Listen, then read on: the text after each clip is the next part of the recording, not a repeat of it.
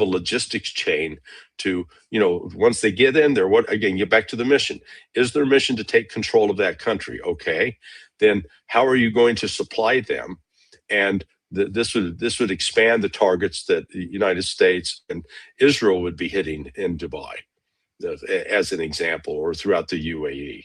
So I see there is no incentive for Iran at this point to go out and take control of those countries, try to put their military force there, because they're in more of a defensive mode. They've got to be prepared to defeat if the United States decides to attack inside Iran.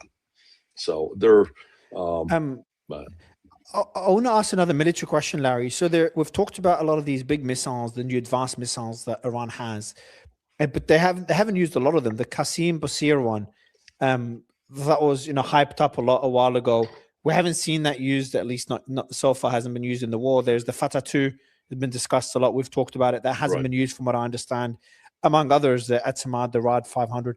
So is it possible that Iran, first, are they keeping them for later? Because it's been a month. Like, if later, when later? Second, is it possible that those missiles have either been destroyed, the launches have been destroyed, or they're really not as capable or not ready for combat as one would have expected? I think they were ready for combat. They did exist. They've been tested. But is it possible they've been destroyed, or the launches for them, which would have been more limited, have been destroyed? No, I think that's unlikely. I think they've been, they're following a strategy, and sometimes it involves using older missiles as well.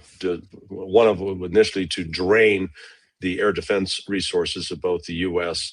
And Israel.